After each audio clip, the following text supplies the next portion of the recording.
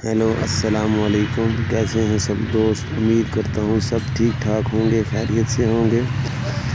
आज मैं आपके लिए जो वीडियो लेके आया हूँ ये मैंने बनाई है सुजुकी लियाना के ऊपर। सुजुकी लियाना जैसे कि जो बंदे फील्ड में हैं उनको पता होगा, थोड़ी सी मुश्किल गाड़ी है। इसका सिस्टम थोड़ा सा कॉम्प्लिकेटेड है, अक्सर लोगों को इसकी समझ नहीं आती इसकी रिपेयरिंग के दौरान। तो आज जिस काम के लिए जिस टॉपिक पे मैंने वीडियो बनाई है वो है जी लियाना की हेड गैस्केट। लियाना की हेड गैस्केट को आपने कैसे चेंज करना है और कौन कौन सी चीज़ों का आपने ध्यान रखना है कि आपकी जो रिपेयरिंग है वो कामयाब हो, उसमें पूरा मसला ना आए।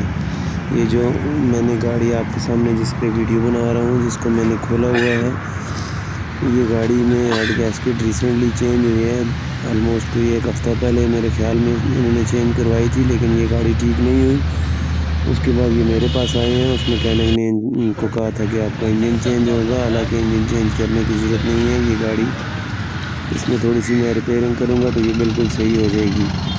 तो जैसा कि आप देख सकते हैं मैंने इसका हेड खोला हुआ है। इसका ये ब्लॉक आपके सामने है। इसके ब्लॉक के जो फेस में जो है वो मसला था, जो मेन इस गाड़ी का इशू था।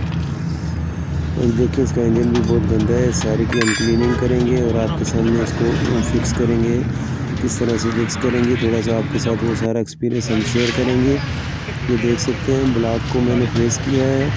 ब्लॉक को जब भी आपने फेस करना है तो आपने एक गिलास का पीस लेके, शीशे मोटा शीशा जो दरवाज़ों के लिए इस्तेमाल होता है, वो मोटा शीशा आपने लेना है ब्लॉक के साइज़ के बराबर। उसके ऊपर एमडी पेपर रख के आपने इस ब्लॉक को फेस करना है और इसको तकरीबन आधा घंटा आपने फेस करना है। इतना फेस करना है कि इसका सारी जो सरफेस है वो बिल्कुल एक्यूरेट हो जाए। इसका ये सामान देखें, ये सारा खुला हुआ है। ये हेड खोलने के लिए इतनी फिटिंग आपको खोलनी पड़ेगी। इसका inlet manifold, exhaust manifold, timing, cam, सब कुछ ये खोल के तो इसका हेड जो है वो बाहर आता है। ये देखें अभी ये मैंने इसकी सारी क्लीनिंग रेडी कर दी है। ये सारी फेसिंग वगैरह हो गई है, इसकी हेड के होल वगैरह साफ़ हो गए हैं। तो इसमें जो है इंजन ऑयल का जो होल होता है उसके बारे में अक्सर लोगों को नहीं पता होता, वो उसको जो है वॉश नहीं करते, खोलते नहीं हैं, जिसकी वजह से गाड़ी को इंजन को ऑयल नहीं मिलता हेड को और उसका जो है इंजन सीज हो जाता है। तो ये आपके सामने मैं ये खोल रहा हूँ। ये स्टार लिंक की बोल्ट टाइप इधर एक चीज़ लगी होती है, इसको आपने खोलना है। इसके अंदर बिल्कुल बाल के बराबर एक सुराख होता है। उस सुराख को आपने साफ़ करके खोल के हवा से, पेट्रोल से उसको क्लियर करके फिर आपने उसको वापस फिट करना है। तो आपका जो ये होल है वो क्लियर हो जाएगा और आपके हेड को ऑयल मिलेगा और आपको आगे कोई परेशानी नहीं उठानी पड़ेगी। इसको इस तरह से स्टार एलेंकी से आपने खोलना है। 25 नंबर स्टार एलेंकी इसको लगती है और आपके सामने में खोला है जिस जगह से मैंने, ये उधर लगा होता है। ये स्टार एलेंकी 25 नंबर इसको लगेगी। इसको खोल के साफ़ करके उसके बाद आपने वापस इसकी एज इट इज़ इसकी जगह पे आपने इसको फिट कर देना है। इसके बाद मैं आपको बताऊंगा कि इसकी टाइमिंग आपने कैसे बांधनी है। तो ये देखें, इसको ऐसे आपने इस तरह इस जगह पे वापस क्लीन करके सफाई इसकी सही करके इसको आपने फिट कर देना है। ये देखें किस तरह से हमने इसकी सफाई की है। पहले आपने देखा था इसकी जो हालत थी इंजन की, अभी देखें क्या हालत है। तो सफाई का बहुत ध्यान रखना है आपने। इंजन के काम में सबसे इम्पोर्टेंट चीज़ जो होती है वो सफाई होती है। जितनी अच्छी आपने सफाई की है आपके इंजन की लाइफ उतनी अच्छी होगी। ये देखिए इसको मैंने अपनी जगह पे अभी टाइट कर दिया है। अभी इसके ऊपर मैं हेड गैस्केट रख के इसके ऊपर हेड रखूँगा।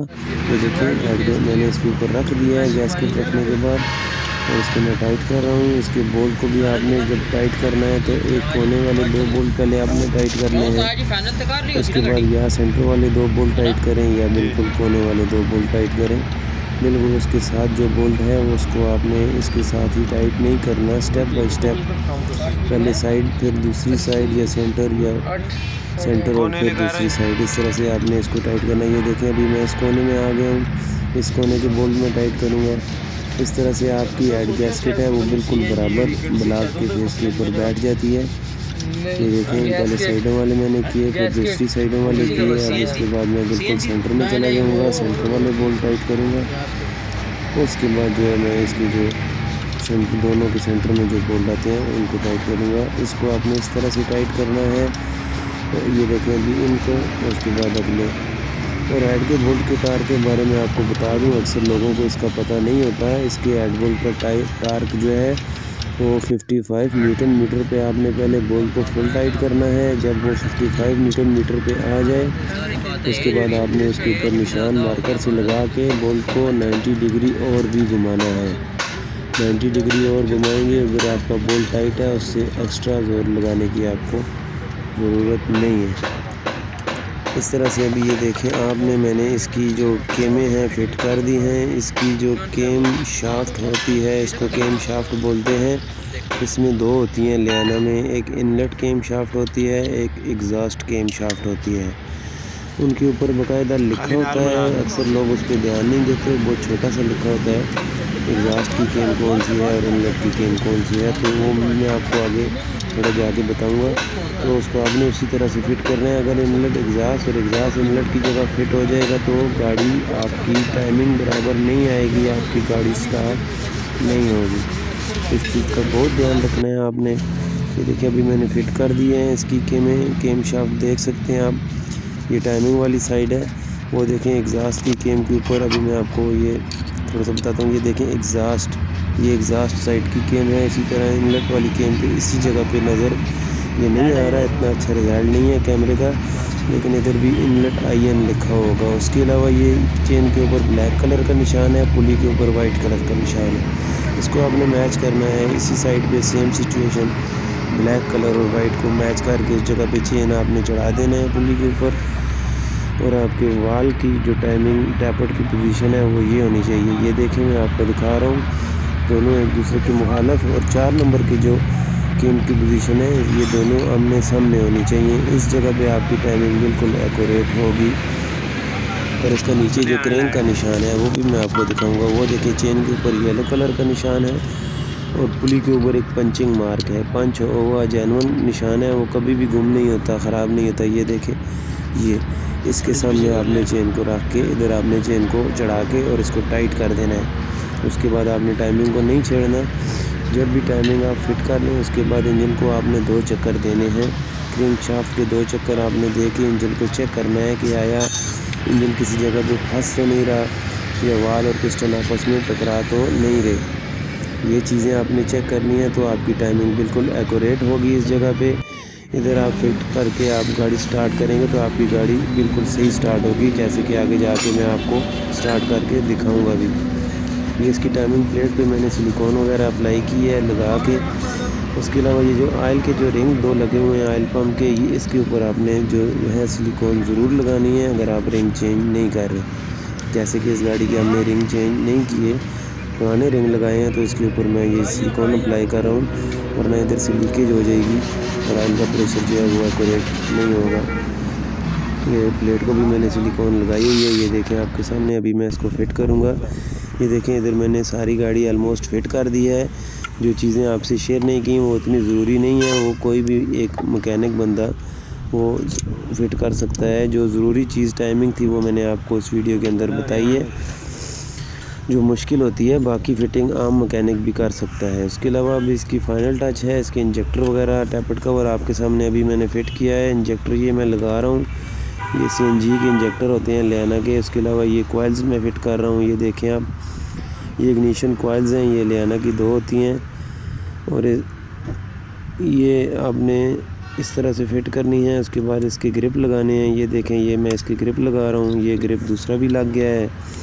अभी इसकी मैं बोल्ट लगाऊंगा और उसके बाद गाड़ी को स्टार्ट करूँगा। गाड़ी स्टार्ट आपके सामने देखें कैसे स्टार्ट होगी, क्योंकि इसकी टाइमिंग बिल्कुल एक्यूरेट मैंने फ़िट की है और इसकी बाकी फ़िटिंग भी मैंने बिल्कुल सही की है जैसे कि स्पेसिफिक होनी चाहिए। लियाना पे अक्सर भाई फंस जाते हैं। लियाना के फॉल्ट अगर किसी ने पूछने हो कोई भी किसी किस्म का, तो वो मुझसे कमेंट सेक्शन में पूछ सकता है, मैं हर बंदे को बताऊंगा। लियाना का मेरे पास बहुत एक्सपीरियंस है। लियाना मैंने सुजुकी डीलर के साथ बहुत अरसा काम किया है, ऑलमोस्ट 7 साल मैंने काम किया। तो लियाना के ऊपर जो है मैंने पूरी पाक सुजुकी से ट्रेनिंग्स वगैरह सब ली हुई हैं। तो लियाना का कोई भी फॉल्ट आप मुझसे पूछना चाहें तो कमेंट सेक्शन में पूछ सकते हैं। ये देखें गाड़ी का पानी वगैरह मैंने डाल दिया है। अब इसको मैं स्टार्ट करूँगा। जैसे ही पानी हिलने लग जाएगा इसका मतलब है कि आपको पता लग जाएगा गाड़ी स्टार्ट होगी। तो इसीलिए मैंने इधर कैमरा भी लगा के रखा हुआ है। देखें गाड़ी का पानी बिल्कुल पूरा है इसको पहले हम स्टार्ट करते थे तो ये गाड़ी पानी उठा के जो है रेडिएटर से बाहर फेंक देती थी, लेकिन अब ऐसा कुछ सीन नहीं होगा क्योंकि अभी गाड़ी का head face block face okay है। गाड़ी का गैस्केट बिल्कुल नया है। इसका गैस्केट रिसेंटली एक मैकेनिक ने चेंज किया था, लेकिन ब्लॉक फेस को सही ना करने की वजह से जो है गाड़ी दोबारा ओवर टेम्परेचर हो रही थी, पानी कम कर रही थी। ये देखें अभी ये स्टार्ट हो गई है, तो अभी गाड़ी बिल्कुल ठीक है। मैंने कस्टमर को दे भी दी है ये वीडियो, उसके बाद मैंने अपलोड कर रहा हूँ। तो ये मैंने बस फिटिंग के टाइम थोड़ी क्लिप्स करके वीडियो बना ली थी कि अपने दोस्तों के साथ शेयर करूँगा, शायद किसी के कोई काम आ जाए, मेरी कोई ऐसी बात जो किसी को ना पता हो, मेरे तवसत से वो किसी को पता चल जाए। ये देखें गाड़ी बिल्कुल स्टार्ट है, गाड़ी स्मूथ खड़ी हुई है आपके सामने, इसका पानी बिल्कुल बराबर है। ये अब मैं गाड़ी में स्कैनर लगाने लगा हूँ।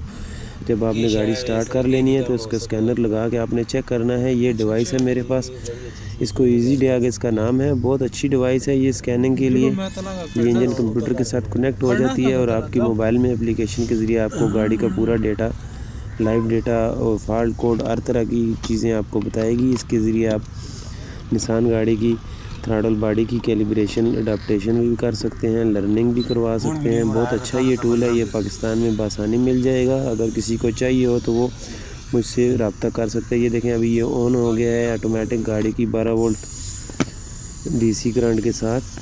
तो अभी ये मैंने इसको मोबाइल के साथ कनेक्ट कर दिया है। ये देखें अभी ये मेरे मोबाइल में मैं गाड़ी को कनेक्ट करूँगा और आपको पूरा तरीका बताऊँगा कि आपने इसको कैसे उसके साथ डिवाइस के साथ कनेक्ट करना है और कैसे गाड़ी को चेक करना है, गाड़ी का टेम्परेचर कितना होना चाहिए और कितने टेम्परेचर पे जाके गाड़ी का फ़ैन ऑन होना चाहिए, कितने टेम्परेचर पे ऑफ़ हो जाना चाहिए, ये सब बातें मैं बताऊंगा।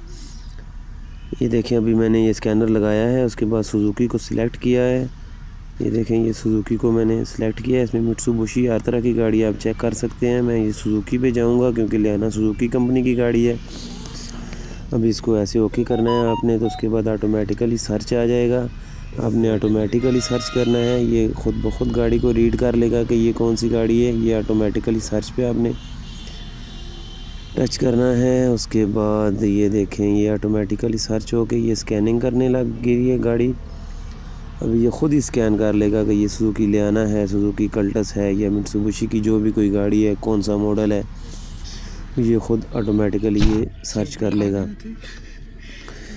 तो जब आप अब EFI गाड़ी को अगर आप रिपेयरिंग कर रहे हैं, कोई काम कर रहे हैं, तो आपके पास स्कैनर का होना बहुत ज़रूरी है। स्कैनर के बगैर आप EFI गाड़ियों को 100% काम नहीं कर सकते, ये आपके पास होना ज़रूरी है। मेरे पास कोई इतना अच्छा स्कैनर नहीं है, ये भी लो कैटेगरी का है, लेकिन ये मेरा काम अच्छा चला रहा है। उसके अलावा अगर आपने अच्छा स्कैनर लेना है तो आप जो है वो लॉन्च का स्कैनर ले सकते हैं। उसके अलावा मैक्सीडास होटल का 905, 906, 907, 908 ये सब अच्छे मॉडल हैं। ये देखिए अभी ये स्कैन हो गया। अभी इसका अगर आपने इंजन को रीड करना है तो ये देखें इंजन कंट्रोल मॉड्यूल, इस पर आप लगाएंगे, ये इससे इंजन की सारी स्पेसिफिकेशन आपके सामने आ जाएगी। अगर गाड़ी में चेक लाइट अगर आ रही है तो इसके बाद आपने रीड फॉल्ट कोड में जाना है, तो आपको उधर पता चल जाएगा कि गाड़ी का कौन सा सेंसर ख़राब है। जो भी सेंसर ख़राब होगा उसका कोड आ रहा होगा। अगर सब चीज़ें ठीक होंगी तो नो फॉल्ट कोड आएगा। अभी गाड़ी मैनुअल है तो मैं हमने MT मैनुअल ट्रांसमिशन को सिलेक्ट करना है, AT है तो ऑटो ट्रांसमिशन। ये रीड फॉल्ट कोड आपके सामने देखें आ गया है। जैसा कि इसको खोला, नो फॉल्ट कोड है, no DTC, no diagnostic trouble code, मतलब गाड़ी सही है, गाड़ी में कोई ट्रबल कोड नहीं है। अभी इसका हम रीड डाटा स्ट्रीम में जाएंगे, जिधर से आप गाड़ी का लाइव डेटा, ये हर चीज़ ये देखें जिसकी लिस्ट है, आप ये चीज़ इस चीज़ का डेटा आप इस स्कैनर के ज़रिए चेक कर सकते हैं। थ्रोटल है, मैप है। अभी मैंने सिर्फ ECT engine coolant temperature, desire idle, engine speed और रेडिएटर फ़ैन को सिलेक्ट करूंगा क्योंकि हमने जो है वो ओवरहीट से रिलेटेड गाड़ी को चेक करना है। ये रेडिएटर फ़ैन मैंने सिलेक्ट कर दिया है। अभी इसको मैं ओके करूंगा तो जो चीज़ें मैंने सिलेक्ट की हैं उनका लाइव डेटा सामने बिल्कुल शो होने लग जाएगा। ये देखें ये सिलेक्ट हो गई हैं सारी चीज़ें। अभी इसको ओके करूँगा तो ये देखें सब चीज़ों का लाइव डेटा मेरे सामने आ गया है। गाड़ी का टेम्परेचर 141.2 है, रेडिएटर फ़ैन ऑफ पोजीशन पे है, थ्रोटल की पोजीशन 0% है क्योंकि एक्सीलेटर प्रेस नहीं हुआ गाड़ी का।